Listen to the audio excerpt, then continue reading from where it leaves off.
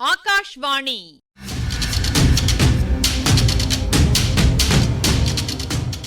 பொன்னியின் செல்வங்கள் வாசிப்பும் ஆய்வும்.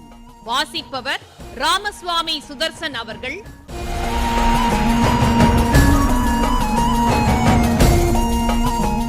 மகாராஜாதிராஜ ராஜகம்பீர ராஜமார்த்தாண்ட ராஜகுலோத்துங்க ராஜகுலதிலக ஈரேழு 14 லோகத்தின் அதிபதி பாரா.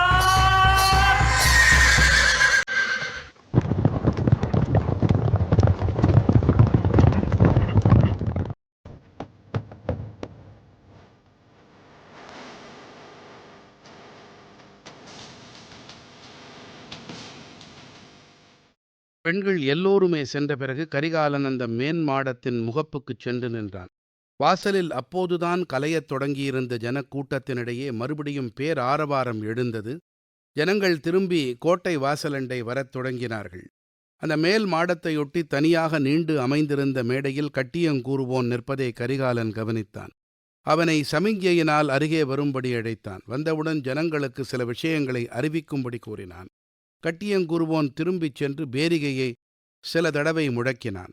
பின்னர் ஜனங்களை சமிக்ஞையினால் பேசாதிருக்கும்படி கேட்டுக்கொண்டான். ஆதித்த கரிகாலரின் விருதுகளில் சிலவற்றை விடுத்து சிலவற்றை மீண்டும் கூறிவிட்டு, அத்தகைய சோழர்குலக் கோமகனார் இந்த கடம்பூர் மாளிகையில் 1 வாரம் 10 நாட்கள் வரை தங்கியிருப்பார். சுற்றுப்புறமுள்ள ஊர்களுக்கெல்லாம் விஜயம் செய்வார். அப்போது அந்தந்த ஊர் மக்களை நேரில் கண்டு அவரவர்களுடைய குறைகளையெல்லாம் கேட்டு அறிந்து கொள்வார் என்று கூவினான். அவ்வளவுதான். இதுவரையில் அந்த ஜனக்கூட்டத்தில் எழுந்த ஆரவாரமெல்லாம் நிசப்தம் என்று சொல்லும்படியாக அவ்வளவு பேரிரைச்சல் கிளம்பியது. குதூகலக் குரல்களும் வாழ்த்தொலிகளும் கரகோஷ ஓசையும் சேர்ந்து கலந்து எழுந்து சுற்றுப்பக்கம் வெகு தூரம் சென்று வீரநாராயண ஏரியிலிருந்து 74 கண்மாய்களின் வழியாக பாய்ந்த தண்ணீர் வெள்ளத்தின் ஓசையையும் அமுங்கிவிடும்படி செய்தன. சம்புவரையரும் பழுவேட்டரையரும் பார்த்திபேந்திரனும் அவர்கள் முன்னால் நின்ற இடத்திலேயே நின்று கொண்டிருந்தார்கள். ஆதித்த கரிகாலன் அவர்கள் நின்ற இடத்தை நெருங்கியதும், பார்த்திபேந்திரா, ஏது நீ இங்கேயே நின்று விட்டாய்? இந்த கிழவர்களுடன் சேர்ந்து நீயும் சதி ஆலோசனை செய்யத் தொடங்கிவிட்டாயா என்று கேட்டான். கிழவர்கள் இருவரும் திடுக்கிட்டு கரிகாலனுடைய முகத்தை பார்த்தார்கள். அவன் முகத்தில் புன்னகை தவழ்ந்து கொண்டிருந்தது. சம்புவரையர் சிறிது சமாளித்துக் கொண்டு, கோமகனே, சற்று முன் சிறை என்கிறீர்கள், இப்போது சதி என்கிறீர்கள். இந்த குடிசையில் தாங்கள் விருந்தாளியாக தங்கியிருக்கும் போது தங்களுக்கு அணுவளவேனும் தீங்கு நேராது என்று ஆணையிட்டு கூறுகிறேன். அவ்விதம் நேர்வதற்கு முன்னால் என் உடலிலிருந்து உயிர் பிரிந்து போயிருக்கும் என்றார். ஐயா, எனக்கு தீங்கு நேரும் என்று நான் அஞ்சுவதாக எண்ணினீர்களா? 1,00,000 பாண்டிய நாட்டு பகைவர்களின் மத்தியில் இருக்கும் போதே எனக்கு தீங்கு நேரும் என்று நான் அஞ்சியதில்லை. என் அருமை சிநேகிதர்களின் மத்தியில் இருக்கும்போது அஞ்சுவானேன்? ஆனால் தங்களுடைய இந்த மாளிகையை குடிசை என்று மட்டும் கூற வேண்டாம். ஆஹா, இதைச் சுற்றியுள்ள மதில் சுவர்கள் எவ்வளவு உயரம், எவ்வளவு கனம்! தஞ்சாவூர் கோட்டை மதில்களை விட பெரியதாகல்லவா இருக்கிறது? எந்த பகைவர்களை முன்னிட்டு இவ்வளவு பந்தோபஸ்தாக கோட்டை கட்டியிருக்கிறீர்கள் என்றான் கரிகாலன்.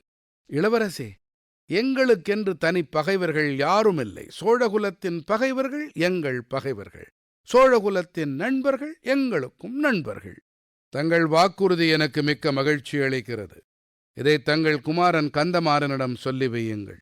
என்னுடைய நண்பனாகிய வாணர்குலத்து இளவரசனை கந்தமாறன் தன்னுடைய பகைவன் என்று கருதி வருகிறான். இது பெரும் பிழையல்லவா என்று ஆதித்த கரிகாலன் கூறியபோது கந்தமாறன் தலையை குனிந்து கொண்டான். மாளிகைக்கும் மதில் சுவருக்கும் இடையிலிருந்த நிலாமுற்ற பகுதியில் கந்தமாறன் வழிகாட்டி கொண்டு செல்ல கரிகாலன் சுற்றும் முற்றும் பார்த்து கொண்டு நடந்தான். மற்ற நால்வரும் பின்தொடர்ந்து சென்றார்கள். குரவை கூத்துக்காக மேடையும் கொட்டகையும் போட்டிருந்த இடத்தை அடைந்ததும் கரிகாலன் நின்றான். ஓஹோ, இது என்ன? இங்கே என்ன நடக்கப் போகிறது என்று கேட்டான். கோமகனே, தங்களுக்கு விருப்பமாயிருந்தால் இங்கே குரவை கூத்து வைக்கலாம் என்று உத்தேசம். ஆஹா, ரொம்ப நல்லது, ரொம்ப நல்லது. குரவை கூத்து வையுங்கள், வெல்லுப்பாட்டு வையுங்கள், கரிகால் வளவர் நாடகம், விஜயாலய சோழர் நாடகம் எல்லாம் வையுங்கள். பகலெல்லாம் காட்டில் வேட்டையாடுவதில் கழிப்போம், இரவெல்லாம் பாட்டிலும் கூத்திலும் கழிப்போம். சம்புவரையரே, என் பாட்டன் மலையமான் எனக்கு என்ன சொல்லி அனுப்பினான் தெரியுமா? கடம்பூர் சம்புவரையன் மாளிகையில் இருக்கும்போது இரவில் தூங்காதே என்று எச்சரிக்கை செய்தான். நான் என் பாட்டனுக்கு என்ன மறுமொழி சொன்னேன் தெரியுமா? பாட்டா, நான் பகலில் தூங்குவதில்லை, இரவிலும் தூங்குவதில்லை. நான் தூங்கி 3 வருஷமாகிறது. ஆகையால் நான் தூங்கும்போது விரோதிகள் எனக்கு ஏதேனும் தீங்கு செய்து விடுவார்கள் என்று பயப்பட வேண்டாம். நான் விழித்துக் கொண்டிருக்கும் போதே யாராவது தீங்கு செய்தால்தான் செய்யலாம். அவ்வளவு துணிச்சலுள்ள ஆண்மகன் யார் இருக்கிறான் என்று மலையமானுக்கு தைரியம் சொல்லிவிட்டு வந்தேன் என்று கூறிவிட்டு கரிகாலன் கடகடவென்று சிரித்தான். சம்புவரையர் கோபத்தினால் நடுங்கிய குரலில், ஐயா, தாங்கள் தூங்கினாலும் சரி, விழித்துக் கொண்டிருந்தாலும் சரி, தங்களுக்கு எவனும் இந்த மாளிகையில் இருக்கும்போது தீங்கு செய்ய துணிய மாட்டான் என்றார். ஆமாம், கடம்பூர் சம்புவரையர் மாளிகைக்குள் எனக்கு தீங்கு செய்யக்கூடியவன் யார் இருக்க முடியும்? அல்லது வெளியிலிருந்து இவ்வளவு பெரிய மதில் சுவர்களை தாண்டி யார் வர முடியும்? யமன் கூட வர முடியாது. கடம்பூர் சம்புவரையர் என்றால் யமன் கூட பயப்படுவானே. அந்த திருக்கோவலூர் கிழவனாரின் வீண்கவலையை பற்றி உங்களுக்கு சொன்னேன். வயதாகிவிட்டதல்லவா? சில பேருக்கு வயதானால் மனோதைரியம் குறைந்து விடுகிறது. அடுத்தாற்போல என் பழுவூர் பாட்டனை பாருங்கள், எவ்வளவு மிடுக்காக நடந்து வருகிறார். 60 பிராயத்தை கடந்தவர் என்று யாராவது சொல்ல முடியுமா என்று கூறி சிறுநகை செய்தான் கரிகாலன். பழுவேட்டரையர் இதற்கு மறுமொழி ஏதேனும் சொல்ல வேண்டும் என்று எண்ணி தமது தொண்டையை கனைத்துக் கொண்டார். அது சிங்க கர்ஜனையைப் போல முழங்கிற்று. பாருங்கள், பெரிய பழுவேட்டரையர் தொண்டையை கனைத்தால் பாருங்கும் நடுங்கும் என்று சொல்வது எவ்வளவு சரியாக இருக்கிறது. கந்தமாறா, வந்தியத்தேவா, பார்த்திபேந்திரா, நீங்களெல்லாம் பழுவூர் பாட்டன் வயதில் இவ்வளவு திடமாக இருப்பீர்களா என்று யோசித்துப் பாருங்கள். ஒருவேளை அவரைப் போல தொண்டையை கனைப்பீர்கள். ஆனால் அவர் வயதில் அந்தப்புரத்துக்கு புதிய பெண்ணை கூட்டி வரமாட்டீர்கள். தாத்தா, தங்களுடன் இளைய ராணியையும் அழைத்து வந்திருக்கிறீர்கள் போலிருக்கிறதே. முன்வாசல் மாடத்தில் பார்த்தேன். இளையராணி எப்படி பிரயாணம் செய்து வந்தார்கள்? மூடு பல்லக்கிலா, ரதத்திலா அல்லது வண்டியிலா? பழுவேட்டரையர் அப்போது குறுக்கிட்டு, யானை மீது அம்பாரியில் வைத்து நாடு நகரமெல்லாம் அறிய அழைத்து வந்தேன் என்று பெருமிதத்துடன் கூறினார். அப்படித்தான் செய்ய வேண்டும் தாத்தா. இனிமேல் எப்போதும் அப்படியே செய்யுங்கள். மூடு பல்லக்கில் மட்டும் அழைத்து வர வேண்டாம். அதனால் பல விரசமான வதந்திகள் ஏற்படுகின்றன. ஒரு வேடிக்கையை கேளுங்கள். பழுவூர் இளையராணியின் மூடு பல்லக்கில் சில சமயம் என் சித்தப்பன் மதுராந்தகன் ரகசியமாக ஏறிக்கொண்டு ஊர் ஊராக போய் வருகிறானாம். இப்படி ஒரு வதந்தி நாடெங்கும் பரவியிருக்கிறது என்று கரிகாலன் கூடி இடியிடி என்று சிரித்தான். ஆனால் அங்கிருந்த மற்றவர்கள் யாரும் சிரிக்கவில்லை. ஒவ்வொருவர் மனத்திலும் ஒவ்வொருவித கலக்கம் ஏற்பட்டது. வந்தியத்தேவன் தன் மனத்திற்குள், ஐயோ, எப்பேற்பட்ட தவறு செய்துவிட்டோம். இந்த வெறிபிடித்த மனிதரிடம் எல்லாவற்றையும் சொல்லி வைத்தோமே, ஒன்றையும் மிச்சம் வைத்துக் கொள்ளாமல் பகிரங்கப்படுத்தி விடுவார் போலிருக்கிறதே என்று எண்ணி கலங்கினான். பெரிய பழுவேட்டரையரின் உள்ளம் எரிமலையின் உட்பிரதேசத்தைப் போல தீயும் புகையுமாக குழம்பி கொதித்து கனன்றது. தீயும் புகையும் எரிமலை வாயின் வழியாக வருவதற்கு முன்னால் உண்டாகும் பயங்கர உருமலைப் போல அவர் மீண்டும் தொண்டையை கனைத்துக் கொண்டார். அவர் பேசுவதற்கு முன் பார்த்திபேந்திரன் ஓரடி முன்னால் பெயர்ந்து வந்து, கோமகனே, பழுவூர் இளையராணியை நான் வெகு சிறிய காலம்தான் பார்த்து பழக நேர்ந்தது. அதற்குள்ளேயே அவர் எத்தகைய பத்தினி தெய்வம் என்பதை அறிந்து கொண்டேன். பழுவூர் ராணியை பற்றி யாரேனும் அவதூறு கூற முடைப்பட்டால் அவனை அந்த கணமை என் வாளுக்கு இரையாக்குவேன். இது சத்தியம் என்று சொன்னான். கந்தமாறன் பின்னால் ஓரடி வந்து நின்று, என் கையில் கத்தி எடுக்க வேண்டிய அவசியமே இல்லை. பழுவூர் இளையராணியை பற்றி அவதூறு கூறுகிறவனை என் கையினாலேயே கழுத்தை நெரித்து கொன்று விடுவேன். இது சத்தியம் என்றான். இதை கேட்ட வந்தியத்தேவனும் ஓரடி முன்வந்து, நானும் அப்படித்தான். பழுவூர் ராணியை பற்றி யாரேனும் தவறாகப் பேசினால் என் கண் பார்வையினாலேயே அவனை சுட்டெரித்து விடுவேன் என்றான். இப்பகுதியின் ஆய்வினை வழங்குகிறார் ஐங்கரன் அவர்கள்.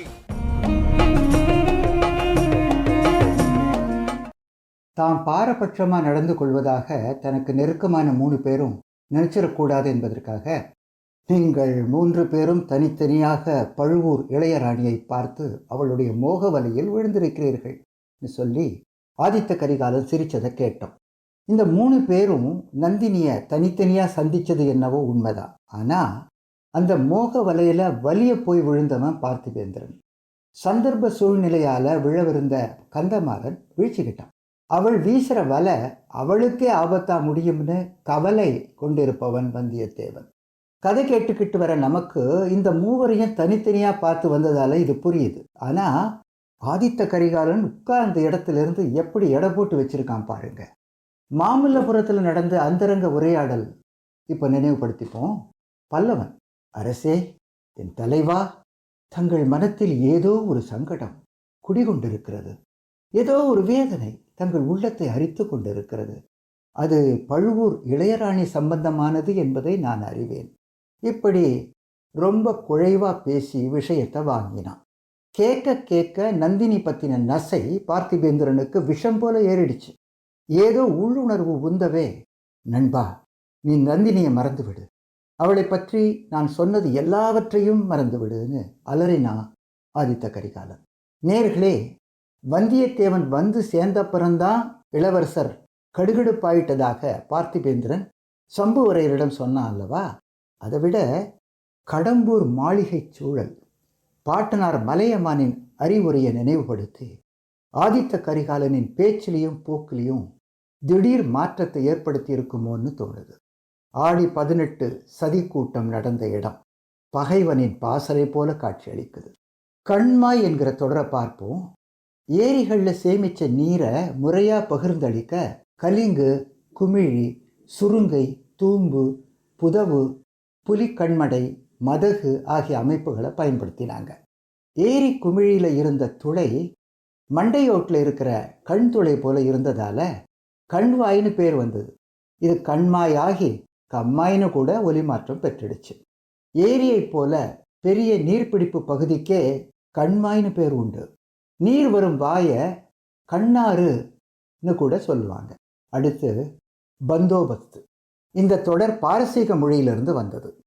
பந்த் பிணைத்தல், இறுக கட்டுதல், பஸ்த் அமைப்பு ஏற்பாடு, பந்தோபஸ்த் ஒழுங்குபடுத்தின பாதுகாப்பு ஏற்பாடு.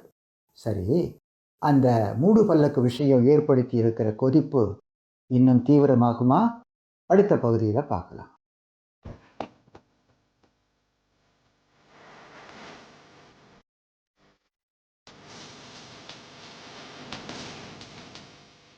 பொன்னியின் செல்வங்கள் வாசிப்பும் ஆய்வும் கேட்டீர்கள். வாசித்தவர் ராமசுவாமி சுதர்சன் அவர்கள். ஆய்வினை வழங்கியவர் ஐங்கரன் அவர்கள். படைப்பு சென்னை வானொலி நிலையம்.